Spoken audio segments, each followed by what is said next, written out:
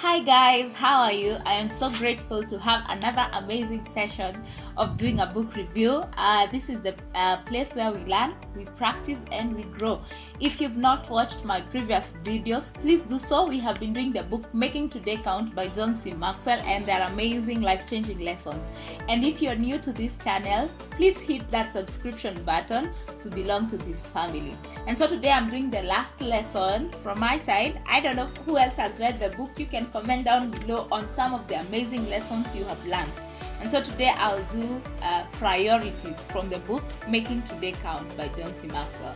And so John begins this subtopic by teaching us, by telling us his personal story that in school he trained to do counseling and administration. And so after he completed his studies, he got his first job at a church, and he figured out he does not enjoy his job. And he figured out that he was not really utilizing every gifting that was in him. And so as he was figuring out to see how do I solve this problem, he came across the Pareto principle. And he teaches that the Pareto principle means that when you focus a lot of your energy and time on 20% of your priorities, you are sure to get 80% of returns. And what does this mean? This means that each and every one of us has an area or some few areas by which we should make priorities in our lives. And these are areas where we are naturally gifted, where we have a purpose to solve in those areas. So when we prioritize and put a lot of energy and time and focus on those areas, then we can get higher returns than when we try to practice everything. Miles Monroe also says that you should not be a jack of all trades and an expert at nothing. So you really need to figure out, what is this area that I am best gifted? Which is this area that I can so much and so well deliver, and put a lot of your energy and time and invest in those areas so that you can become the best. And so someone may ask, how do I figure out those areas that I need to make my priority? And he gives us some answers. And one of the answers is trial and error. If you find that you are interested in something, there is an inner voice in you that tells you, this area is interesting. It could be photography, it could be modeling, it could be that mathematical field, it could be the athletics, anything. Do not be too afraid to try. One of the reasons people are afraid to try is because you are wondering, what if I fail? So do not be afraid to try just because you think, what if I fail? So go out there and try. Find people who are excelling in that area. Look at what are they doing and also try. And what if you fail? There are two options. You either discover that, I think that area is not good, or number two, you learn some new skills on how to make it in that area. The second one is advice from people. And these have to be people who are genuine with you. You should never take critics from people you do not trust to advise you. So around our lives, there are some genuine people. They are family, friends, co-workers, churchmates, schoolmates. There are people who are around us that are genuine. And as you're doing life together with these people, they discover some of the special things about you. And you will hear them talk to you and tell you, I think you do this very well. I think you are better at this. I think you do this best. I think in this area you're not doing too well. I think you'd rather change from this area to this area. And so when you listen to advice and opinions from such people, they can tell you which areas am I really performing very well, and you can make those areas your priority and become an expert in those areas. Number 3 is personality tests.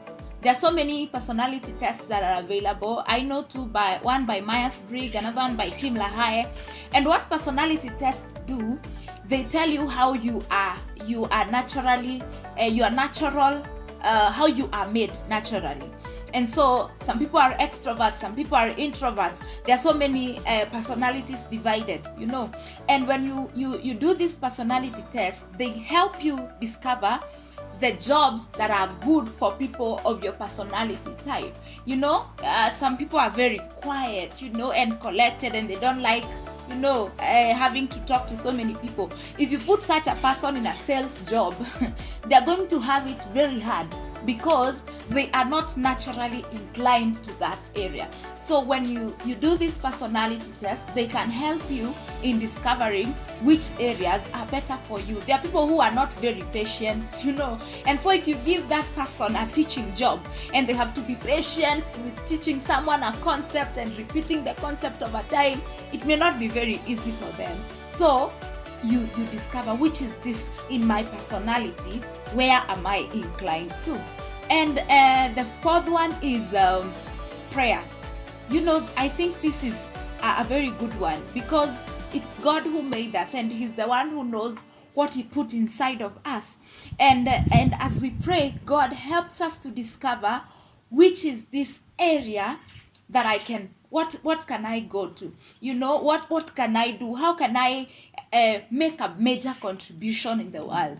So prayer is very important. And I think prayer is also very important for people who are playing roles in our society as mentors for children, teachers, parents, because you're supposed to bring children to that place where they can best utilize their giftings and talents.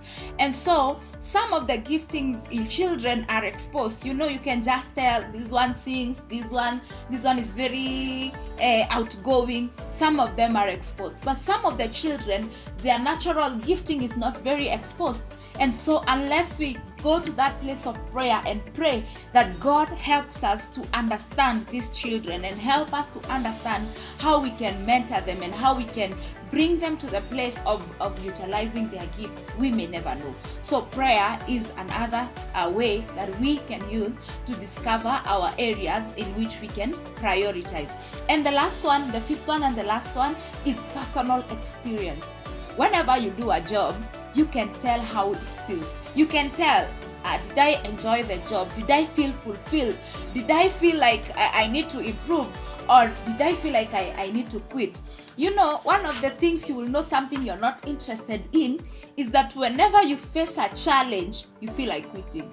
But for the things that you are really inclined to, whenever you face a challenge, you look for a way to solve that challenge.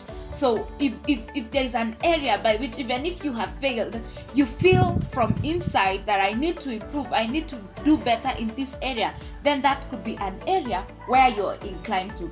And in this area, I am excited about one of the public speakers. Her name is Nichols. And one of the reasons why I am excited by this personal public speaker is because in school she didn't used to do very well. And then she just had a voice from inside and knew that I am interested in this area of public speaking. So after completing school, she took an English class and really failed in it. She decided to take a public speaking class, and the person who was teaching her public speaking told her, you should never try public speaking. But there was a push from inside that told her, you can do well in public speaking. So she kept taking classes, up to so many classes, and in the end she became successful. You can check her out. I will put her link down below, and you will be able to see the kind of amazing job that she does and how many people she has influenced, because she knew from inside that I have an inclination in this area. So what is yours? What are those areas that this year you need to make a priority and focus a lot of your time and energy so that you are able to get returns? Thank you so much for your time. Until next time, bye-bye.